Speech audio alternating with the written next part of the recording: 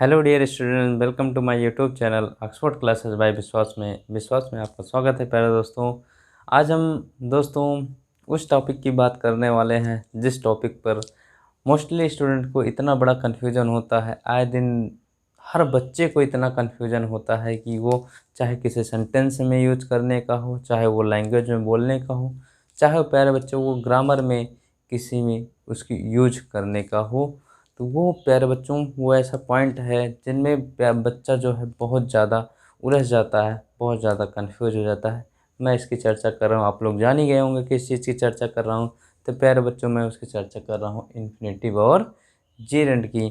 आए दिन बच्चा हमेशा उलझा हुआ होता है कि यार जेरेंड कहाँ यूज होता है और इन्फिनेटिव कैसे यूज करते हैं, कहाँ जो है 2+B1 हो जाता है और कहाँ 2 के साथ ही हम वर्ब की फर्स्ट फॉर्म में आईएनजी लगाने लगते हैं। तो ये बच्चा हमेशा भनचक्कर हो जाता है, समझ नहीं पाता कि ये करें तो क्या ना करें।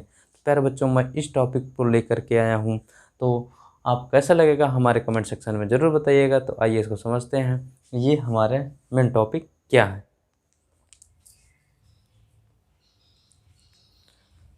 देखिए प्यारे बच्चों,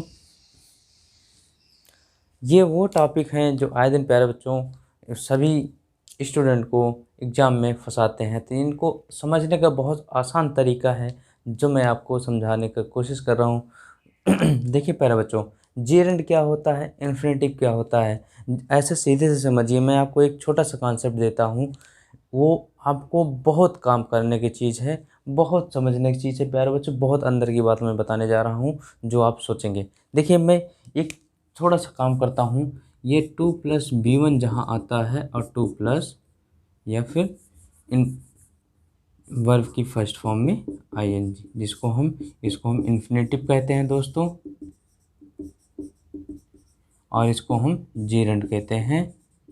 ये अभी हम सारी बातों को डिस्क्राइब करेंगे दोस्तों, लेकिन ये चीज़ें जो हम सॉर्ट आउट करने का तरीका बता रहे हैं, बहुत कम समय में बहुत ज़्यादा एब्जॉर्व कर सकते हैं इसके माध्यम से ये चीज़ें, ये ट्रिक। प्यारे बच्चों ये समझिए ज़रा, काम को करना होगा तो काम को करना जेरेंड, काम का होना इन्फिनेटिव, है ना दोस्तों।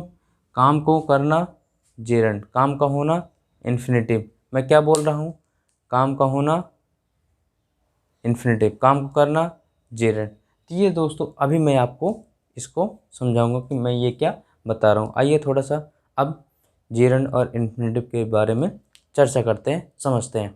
दोस्तों जैसे कि मैंने आपको बताया कि जेरेंड और इन्फिनेटिव क्या है, तो प्यारे दोस्तों जिसको हम क्या कहते हैं, डबल पार्ट्स ऑफ स्पीच के नाम से जानते हैं। किस नाम से, डबल पार्ट्स ऑफ स्पीच के नाम से जानते हैं प्यारे दोस्तों। जिसको हम इस तरह से जानते हैं, इसको लिख सकते हैं डबल पार्ट्स ऑफ स्पीच। यही है डबल पार्ट्स ऑफ स्पीच दोस्तों, जिस नाम से हम जानते हैं। इनका मतलब प्यारे दोस्तों देखिए, जेरेंड और इन्फिनेटिव क्या है।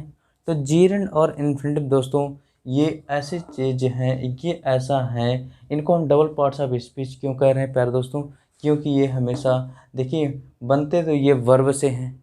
किससे बनते हैं, वर्ब से बनते हैं प्यारे बच्चों, लेकिन ये क्रिया का काम ना करके किसका काम करते हैं, सब्जेक्ट और ऑब्जेक्ट का काम करते हैं, है ना दोस्तों।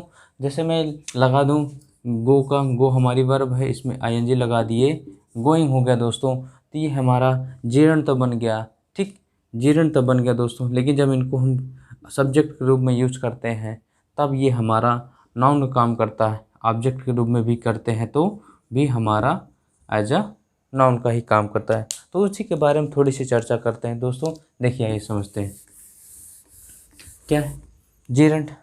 प्यारे दोस्तों जेरेंड और इन्फिनेटिव दो ऐसे वर्ड हैं कि जब जेरेंड और इन्फिनेटिव को सब्जेक्ट और यदि मैं कहूँ, यदि किसी वाक्य में मैं कहूँ प्यारे दोस्तों, यदि किसी वाक्य में सब्जेक्ट और ऑब्जेक्ट के रूप में कोई काम आ जाए, क्या आ जाए प्यारे दोस्तों, कोई काम आ जाए, तो उसको हम किस रूप में रखते हैं, जेरेंड एवं इन्फिनेटिव के रूप में रखते हैं प्यारे दोस्तों। जैसे मैं आपको बताऊं कि सब्जेक्ट और ऑब्जेक्ट रूप में, यानी सब्जेक्ट की जगह पर कोई काम आ जाए और ऑब्जेक्ट की जगह पर कोई काम आ जाए प्यारे दोस्तों, तो उसको हम किस फॉर्म में रखते हैं, इन्फिनेटिव या जेरेंड फॉर्म में रखते हैं। मैं इसको डिटेल से समझा देता हूँ प्यारे दोस्तों। जब किसी वाक्य में सब्जेक्ट एवं ऑब्जेक्ट के रूप में कोई काम आ जाए, कोई काम यानी कि क्रिया आ जाए तो वह जिरंड एवं इन्फिनेटिव के रूप में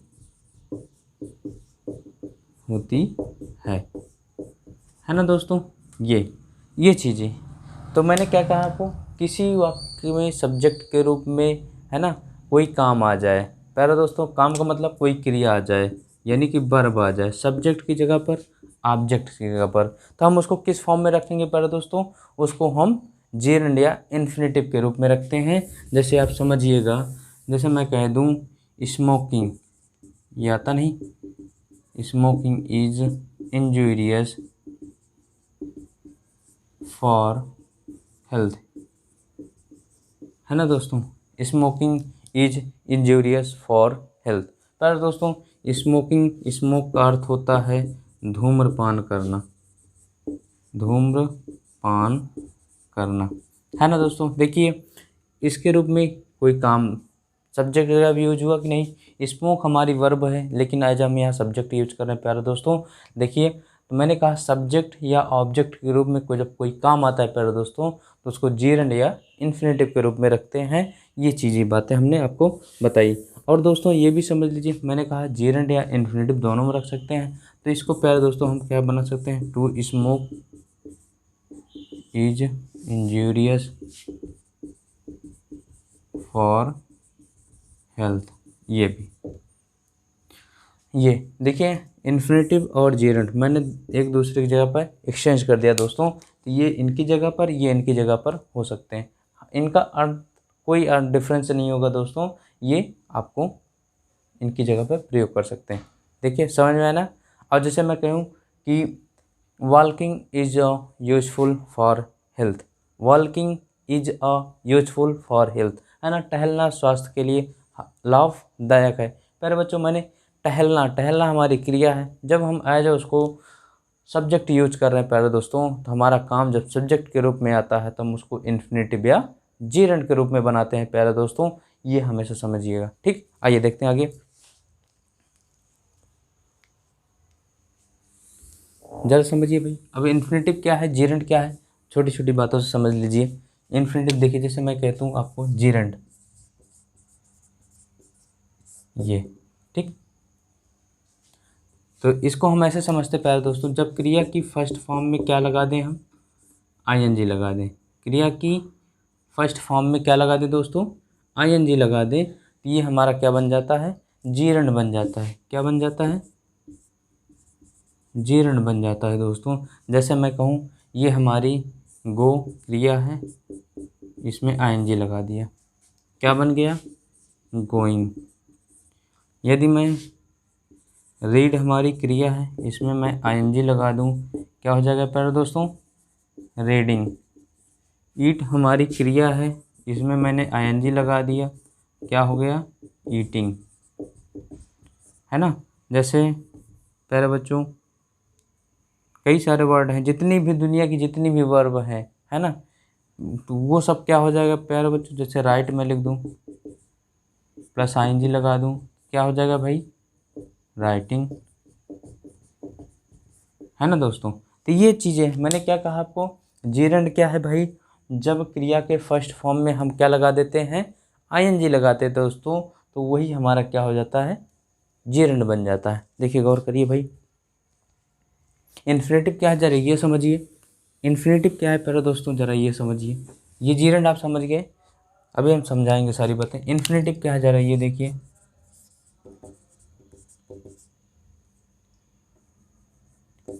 इन्फिनेटिव क्या है दोस्तों, जब हम किसी भी क्रिया की फर्स्ट फॉर्म से पहले, जब हम किसी भी क्रिया की फर्स्ट फॉर्म से पहले टू जोड़ देते हैं प्यारे दोस्तों, तो वही हमारा क्या कहलाता है, इन्फिनेटिव कहलाता है। क्या कहलाता है भाई, इन्फिनेटिव कहलाता है। हमने क्या बताया, किसी भी क्रिया की फर्स्ट फॉर्म से पहले हमेशा अगर टू जोड़ देते हैं तो वो क्या कहलाता है, इन्फिनेटिव कहलाता है दोस्तों। ये चीज़ें अब ज़रा एक बात गौर करें दोस्तों कि टू के बाद वर्ब की फर्स्ट फॉर्म आ गई तो इन्फिनेटिव हो गया दोस्तों, है ना। ये अब मैंने बताया, आप समझ गए कि जेरेंड कहाँ यूज कर रहे हैं, इन्फिनेटिव कहाँ यूज कर रहे हैं। तो प्यारे दोस्तों अब सारा खेला हमारा किसका है, क्रिया का है। यदि क्रिया में ही हम आईएनजी लगा दिए तो वो जेरेंड बन गई, यदि क्रिया में ही हम टू फर्स्ट लगा वी फर्स्ट लगा दिए तो इन्फिनेटिव हो गया।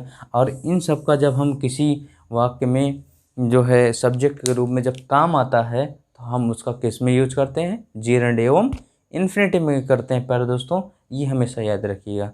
ठीक है दोस्तों, अब आगे देखिए जरा, आगे समझिए भाई।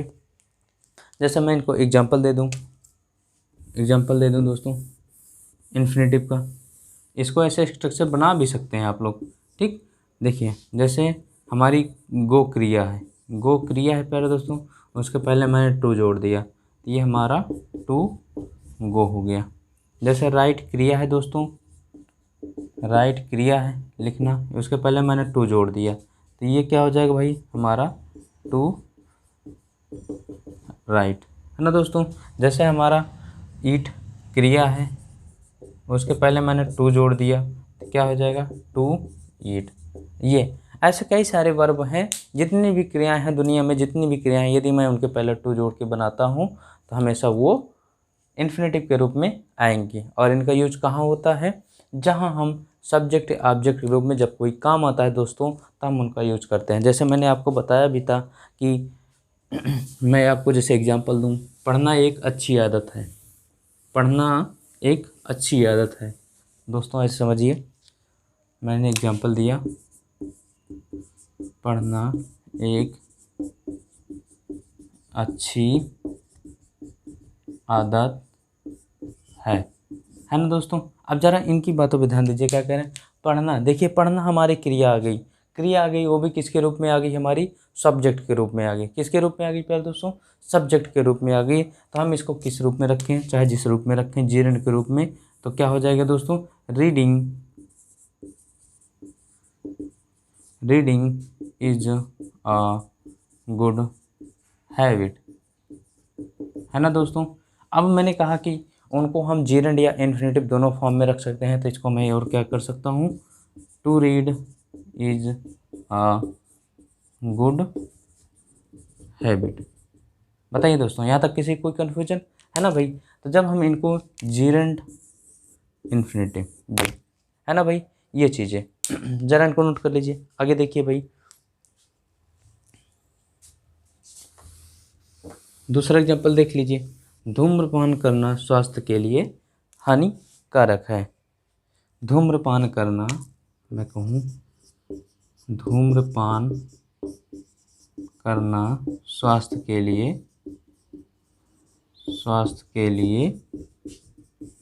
हानिकारक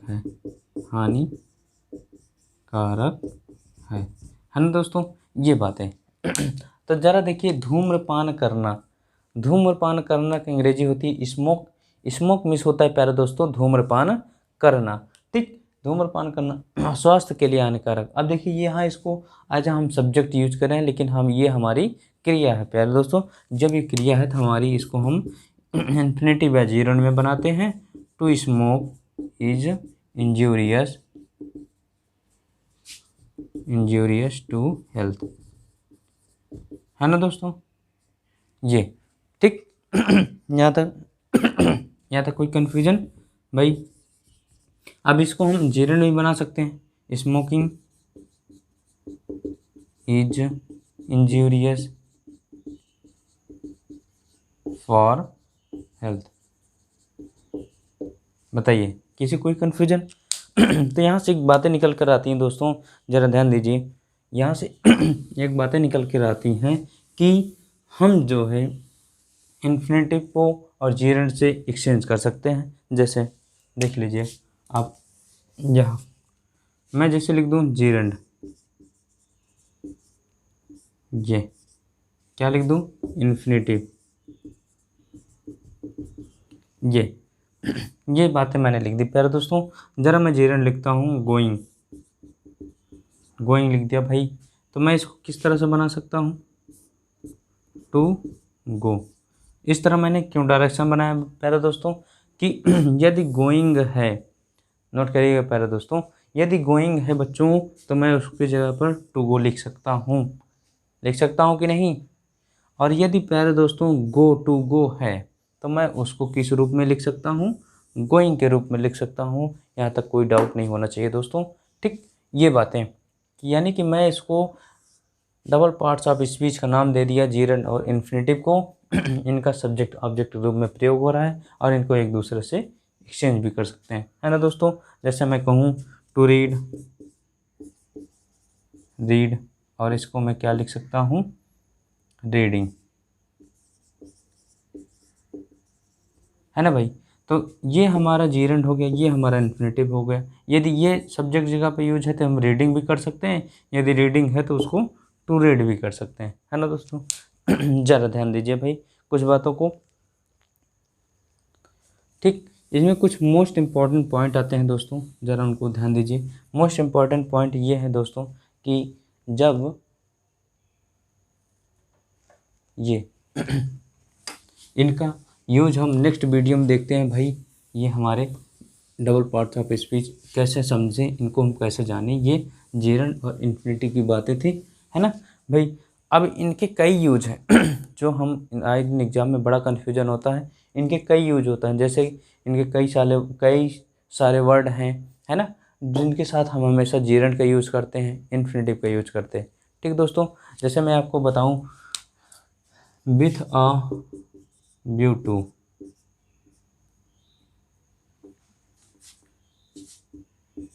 व्यू टू। ठीक दोस्तों, इनके बाद हमेशा क्या आता है, जीरंड ही आता है ये। तो ये सब बातें हम नेक्स्ट वीडियो में समझेंगे जब हम यूज ऑफ जीरंड और इन्फिनेटिव का पार्ट बनाएंगे दोस्तों। ये तो मैं आपको सिखाने के लिए कि हाउ टू नो, कैसे जानें कि जीरंड और इन्फिनेटिव क्या है, कैसे है ना दोस्तों। तो मैंने एक बातें आपको समझा दी कि जीरंड और इन्फिनेटिव का प्रयोग कहाँ होता है, यदि हम वाक्य जो है हमारा सेंटेंस के रूप, सब्जेक्ट के रूप में कोई कार्य आ जाए, सब्जेक्ट के रूप में या ऑब्जेक्ट के रूप में क्या आ जाए दोस्तों, कोई कार्य आ जाए। जब कार्य आ जाएगा तो उसको हम किस फॉर्म में रखेंगे, जीरंड या इन्फिनेटिव के रूप में रखेंगे। और जीरंड इन्फिनेटिव हमारा बनता कैसे है, तो हमने बताया आपको कि क्रिया की फर्स्ट फॉर्म यानी मेन वर्ब की फर्स्ट फॉर्म से पहले टू लगा देंगे तो इन्फिनेटिव बन जाएगा दोस्तों, और क्रिया की फर्स्ट फॉर्म में आईएनजी लगा देंगे तो वो हमारा क्या बन जाएगा, जीरंड बन जाएगा। ये बातें हमने सीख ली। अब हम नेक्स्ट वीडियो में आपको बताएंगे दोस्तों कि हम जीरंड और इन्फिनेटिव का यूज कहाँ करते हैं, कैसे करते हैं। बहुत इंपॉर्टेंट पॉइंट होगा प्यारे दोस्तों, वो वही पॉइंट हमारा आए दिन एग्जाम में फंसाता है। तो मिलते हैं नेक्स्ट वीडियो में, तब तक के लिए thanks for watching, thank you.